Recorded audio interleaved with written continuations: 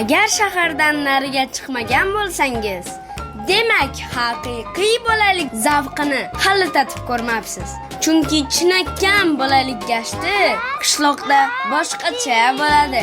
Chunki u yerda tabiat va toza havodan bahra olishingiz, jonivorlar bilan do'stlashishingiz, hatto bog'ni o'zidan sabzavotlar o'zib yeyishingiz, tabiat qo'ynida ijod qilishingiz va turli-tuman o'yinlar o'ynashingiz hamda tez-tez talashib tortishib qolishingiz mumkin. Ana boshlandi.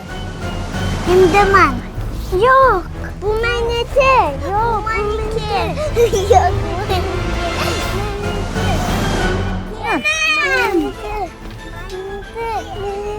Stop. Meniki. Men o'ynayman. Atajon! Tezroq bo'lish kerak. Nima bo'ldi? Bitta suni hammamiz o'ynaymiz tattu. Aha, menda g'oya bor. Uni hammamiz birgalashib mazza qilib o'ynashimiz mumkin. Ana ketdik. Buning uchun bizga qog'ozlar va bizning chaqqon qo'llarimiz kerak bo'ladi. Qani, boshladik. Siz ham keling. O'rganib olasiz. Men hozir singlarimga alohida kiyimlar yasab beraman. Qog'ozni olamiz. Uni ikkiga buklaymiz. Keyin bir-biriga tekkizib, uchburchak yasab olamiz.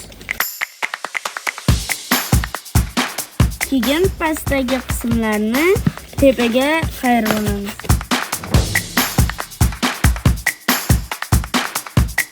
Keyin biz qarama-qarshi tomonga buklaymiz. Burchaklar to'g'ri chiqishiga e'tiborli bo'ling. Endi tepaga birinchi tarafini buklaymiz, keyin ikkinchisini.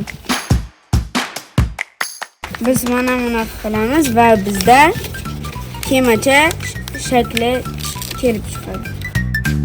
Kemamiz tayyor.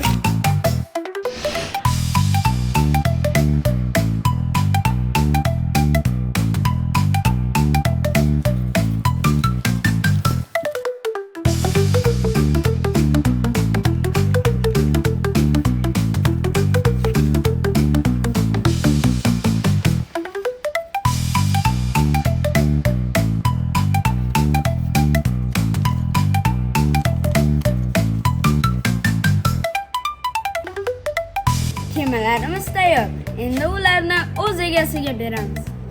Mana bu senga.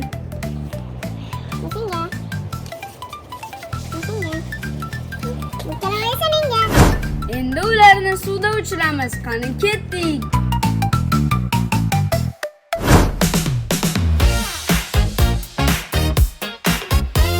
Qani boshladik.